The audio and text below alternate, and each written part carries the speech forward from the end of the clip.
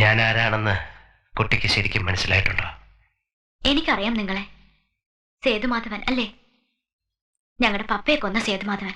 പിന്നെന്തിനാണ് എന്നെ രക്ഷിച്ചത്? കണ്ടില്ലെന്ന് നടിച്ചിരുന്നുവെങ്കിൽ ചോര വാർന്ന് നേരം വെളുക്കുമ്പോഴേക്കും മരിച്ചു കിടക്കുന്നത് കാണായിരുന്നില്ലേ? എന്നിട്ട് നിങ്ങൾ ഞങ്ങളുടെ മുറ്റത്ത് കിടന്ന് മരിച്ചാൽ ഞങ്ങളുടെ പപ്പയെ തിരിച്ചു കിട്ടുമോ? ഞങ്ങളുടെ നഷ്ടം തീരുമോ? പപ്പയെ കൊന്നവൻ കൺമുമ്പിൽ കിടന്ന് ചാവണത് കാണായിരുന്നില്ലേ? നല്ല കാഴ്ച. ആരും മരിക്കണത് എനിക്കിഷ്ടമല്ല. മരണം എപ്പോഴും നഷ്ടപ്പെടുത്തുകയുള്ളൂ. പപ്പയെ കൊന്നപ്പോ നിങ്ങൾ എന്ത് നേടി? 5-8 കൊല്ലത്തെ ജയിൽവാസം അല്ലേ? ഞങ്ങളുടെ നിലനിൽപ്പ് തന്നെയാ ഇല്ലാണ്ടായത്.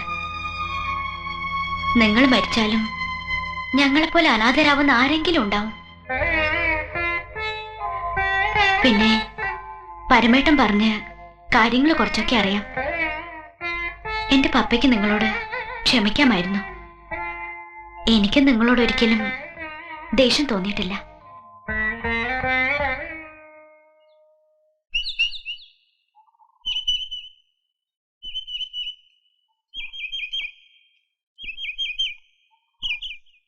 ഇനി നിങ്ങൾക്കൊക്കെ കുറച്ച് കാരുണ്യം എന്നോട് കാട്ടാമോ?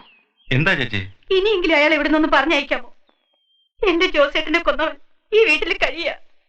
എനിക്കത് സഹിക്കാൻ പറ്റണില്ല. ചേച്ചി വെറുതെ ഓരോന്ന് ആലോചിച്ചുണ്ടാക്കുക. ഇവൾക്ക് അങ്ങനെ കഴിയണമെന്ന് എനിക്ക് മനസ്സിലാവണില്ല. വിനുവിനേക്കാൾ ഇഷ്ടായിരുന്നു പപ്പയ്ക്കുള്ള മോളെ നല്ലാതെ വിളിച്ചിട്ടില്ല. ആ മോളിപ്പോ ഞാൻ ചെയ്യണത് തെറ്റാണെന്ന് എനിക്ക് തോന്നിയിട്ടില്ലമ്മേ. അയാൾ ആരും ആയിക്കോട്ടെ, ഒരു മനുഷ്യനല്ലേ.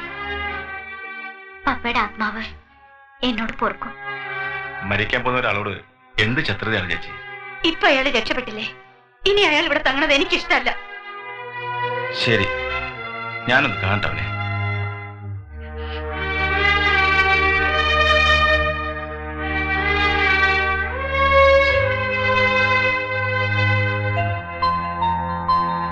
മോളെ, പപ്പയ്ക്ക് ചോറിരിക്കുന്നുണ്ടോടി? അതെന്ത് ചോദ്യ?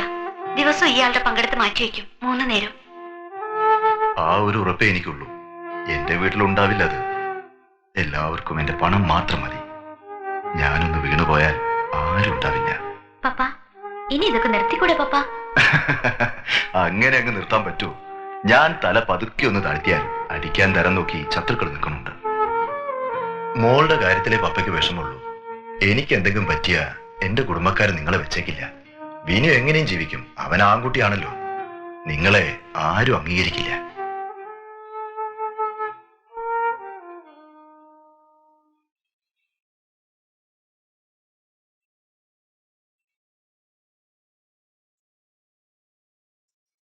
കൊണ്ടുപോകണ പരമേട്ട?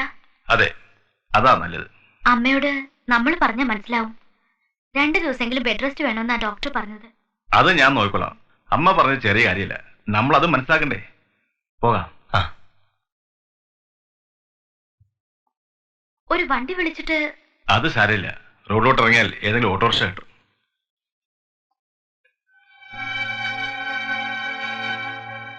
കുട്ടിയോട് എന്താ പറയേണ്ടതെന്ന് എനിക്കറിയില്ല. നിങ്ങളുടെയൊക്കെ ജീവിതം ഞാൻ മൂലം തകരുകയാണ് ചെയ്തത്. പക്ഷേ ഇപ്പൊ എന്റെ ജീവൻ നിങ്ങളൊക്കെ കൂടെ തിരിച്ചു തന്നു. പറഞ്ഞു തീർക്കാനുള്ളതല്ല അതൊന്നും. മറക്കില്ല.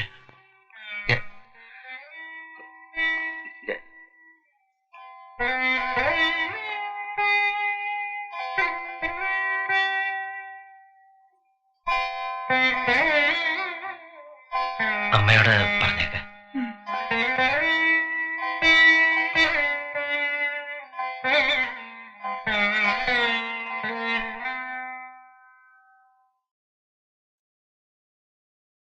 എന്തിനാണ് അവിടെ ഒന്ന് എത്തി നോക്കുന്നത്? പോയി നടന്നു.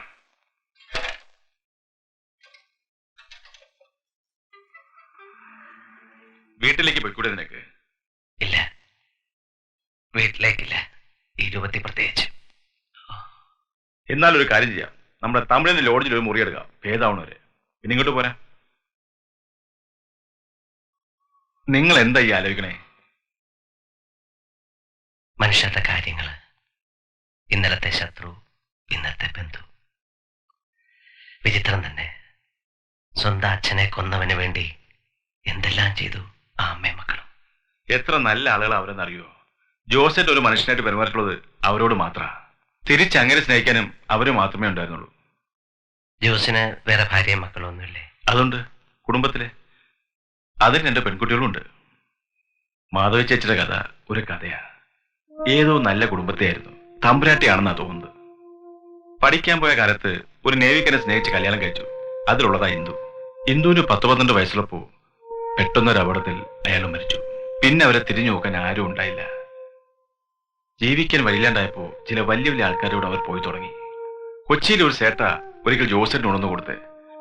പിന്നെ ജോസേട്ടൻ അവരെ കാണാൻ വേണ്ടി ഇടയ്ക്ക് കൊച്ചിക്ക് പോയി തുടങ്ങി. അവർ പുറമെ ആരുടെ അടുത്തും പോകണ്ടായി. ഒരു ദിവസം ജോസേട്ടൻ എന്നെ മുറിലേക്ക് വിളിച്ചു. ഞാനൊരു അഭിപ്രായം ചോദിക്കാനാണ് നിന്നെ വിളിച്ചത്.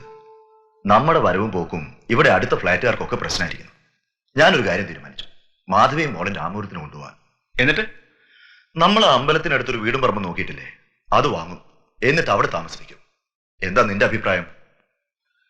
വീട്ടിലുള്ളവര് എന്റെ ഇഷ്ട. എനിക്ക് തോന്നിയോണം ചെയ്യും. ആർക്കാടാ ചോദിക്കാൻ ധൈര്യം? ജോസേട്ടൻ ജീവിച്ചിരുന്നപ്പോ അവർക്കൊരു വിഷമങ്ങളും ഉണ്ടായിരുന്നില്ല. ഇന്ദുവിന്റെ ജീവനായിരുന്നു. ഒരു പ്ലാവിലെ എടുപ്പിക്കില്ല. ഇന്നാ പെൺകുട്ടി കുടുംബം നോക്കാൻ കഷ്ടപ്പെടുക. കുറച്ച് നാള് ട്യൂഷൻ പഠിപ്പിച്ചു. ചെല്ലുന്നിടത്തൊക്കെ പ്രശ്നങ്ങളാ. ഇത്തിരി തൊലിയെളുപ്പും ചന്തം ഉണ്ടായി പോയല്ലോ. പിന്നെ അമ്മയ്ക്കുള്ള ചീത്തപ്പേരും. ഇപ്പോ ഇവിടെ ഒരു ടെലിഫോൺ ബൂത്തിലിരിക്കുക പെണ്ണ്. ആ കുട്ടി പറഞ്ഞത് എത്ര ശരിയാണ്. മരണം എപ്പോഴും നഷ്ടപ്പെടുത്തുകയുള്ളൂ. അച്ഛന്റെ മരണം, വളർത്തച്ഛന്റെ മരണം, ഞാൻ തകർത്ത ജീവിതങ്ങൾ. പാവം. എന്നിട്ടും എന്നോട് കരുണ കാണിച്ചു. മനസ്സിലാവുന്നില്ല. ഇതെല്ലാം എങ്ങനെ ഞാൻ തിരുത്തും? എനിക്കറിയില്ല. നീ ചെയ്തത് തെറ്റാണെന്നല്ല അമ്മ പറയണത്. ആ മനുഷ്യനൊരു പാവമായിരിക്കാം. എന്നാലും നമ്മുടെ പപ്പയെ കൊന്നവനാ. ആളുകൾ കേട്ടാൽ തന്നെ എന്ത് പറയും? മാത്രമല്ല, കീരിക്കാടന്മാരാണ് അത് ചെയ്തതെന്ന് പരമേശ്വരൻ പറഞ്ഞപ്പോ അമ്മയ്ക്ക് പേടിയായി. ഒരു കാരണം കിട്ടാൻ കാത്തിരിക്കുക അവര്. അയാൾ എന്തിനാമേ നമ്മുടെ പപ്പയെ കൊന്നത്? നിനക്ക് പഠിക്കാനൊന്നുമില്ലേ?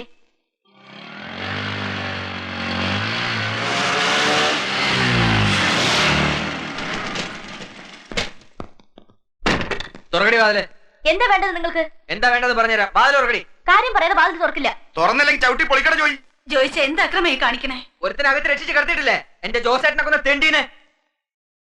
ഇല്ല, ഇപ്പൊ ഇവിടെ ആരുമില്ല. നുണ പറയണ്ട. എല്ലാം അറിഞ്ഞിട്ടായും വരണേ. അയാൾ ഇവിടെ ഉണ്ടായിരുന്നു. രാത്രി എന്തോ ഒച്ച കേട്ട് ഞങ്ങൾ എണീറ്റ് നോക്കിയപ്പോ ഒരാള് ചോരയെ കുളിച്ച് കിടക്കുക. ആരാണെന്ന് ആദ്യം മനസ്സിലായില്ല. ഇന്ദു ഓടിപ്പോയി തൊട്ടപ്പുറത്ത് താമസിക്കുന്ന ഡോക്ടർ അലക്സിനെ വിളിച്ചോണ്ട് വന്നു. അകത്ത് എടുത്ത് ചോര തുടച്ച് കളഞ്ഞപ്പോൾ ആളെ മനസ്സിലായത്. മുറിവൊക്കെ കുത്തിക്കെട്ടി 2 ദിവസം ഇവിടെ ഉണ്ടായിരുന്നു. ഇന്ന് വൈകിട്ട് പോവുകയും ചെയ്തു. ഇപ്പൊ ഞങ്ങൾ അമ്മയും മക്കളും മാത്രമേ ഉള്ളൂ ഇവിടെ. അവൻ എങ്ങടാ പോയത്? ഞങ്ങൾക്ക് അറിയില്ല. ഞങ്ങളോട്ട് ചോദിച്ചില്ല, പറഞ്ഞില്ല. ജോസേട്ടനെ കൊന്നവൻ ഇവിടെ വന്ന് പെട്ടു എന്നുള്ള കാര്യം എന്തുകൊണ്ട് ഞങ്ങൾ അറിയിച്ചില്ല? അറിയിച്ചോളന്ന് നിയമമൊന്നുമില്ലല്ലോ. നിയമം ഉണ്ടടി. നീ അറിയിക്കണ്ട. നിന്റെ തന്ത വേറെയാ. പക്ഷെ എന്റെ തള്ള അറിയിക്കണം. ആ നിൽക്കുന്നവന്റെ തന്ത എന്റെ ജോസേട്ടനാണെങ്കിൽ. വാടാ പോവാ.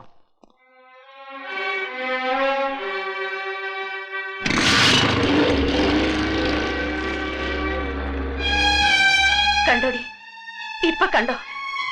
ഞാൻ പറഞ്ഞപ്പോ മനസ്സിലായില്ല. ഇനി ഇതിന്റെ പേരിൽ കേൾക്കാൻ പോണ തെറിയും ചീത്തേ എത്രയാണെന്നറിയോ? അയാൾ അവിടെ തന്നെ കിടന്ന് ചത്ത. ചേച്ചിക്ക് എന്തായിരുന്നു?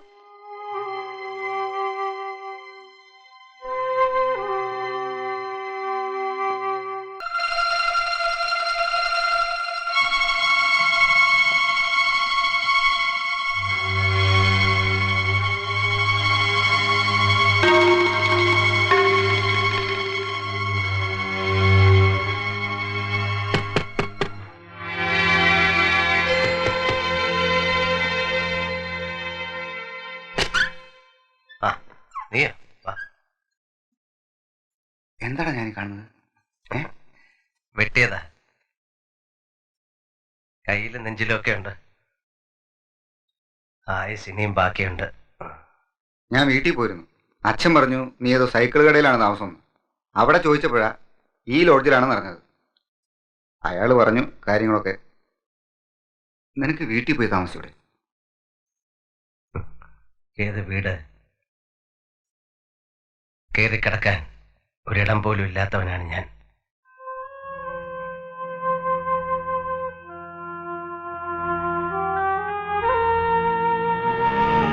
ദാ കണ്ടോ, ആ തെരുവിലാണ് സേതുമാധവൻ എല്ലാം നഷ്ടപ്പെട്ടത്.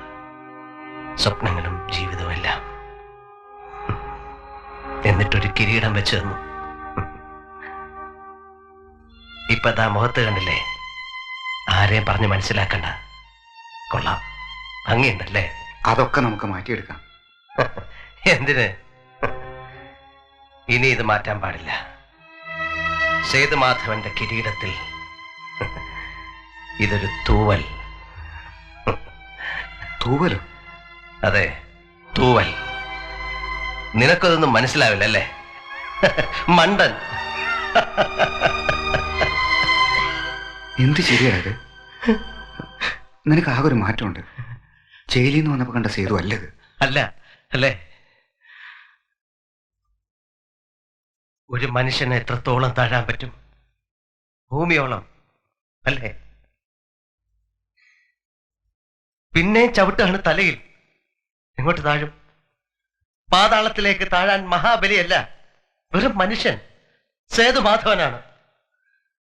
ഇനി ഒരിക്കലെങ്കിലും, ഒരു പ്രാവശ്യമെങ്കിലും എനിക്ക് ജയിക്കണോടാ, ഒരു പ്രാവശ്യമെങ്കിലും. നീ വിഷമിക്കണ്ട, ഒക്കെ ശരിയാവും. മിണ്ടരുതാ വാക്ക്. ശരിയാവും അത്രേ. കേട്ടു തുരുമ്പിച്ചു. ജീവിതത്തിൽ 1000 വട്ടം എന്റെ മനസ്സ് എന്നോട് പറഞ്ഞിട്ടുണ്ട് ശരിയാവും. എന്റെ അമ്മ, അച്ഛൻ, പെങ്ങന്മാര്, അനിയൻ, ദേവി, നീ, അങ്ങനെ എല്ലാവരും പലവട്ടം പറഞ്ഞു ശരിയാവും. എവിടെ എവിടെ ശരിയായി? ശരിയാവില്ല. സേതുമാധവൻ ഒരിക്കലും ശരിയാവില്ല.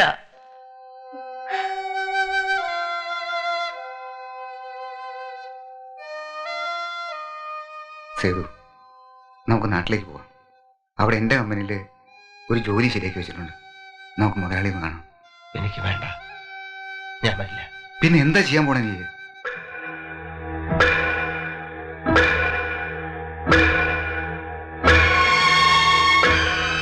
എന്ത് ചെയ്യണമെന്ന് ഞാൻ തീരുമാനിച്ചിട്ടുണ്ട്.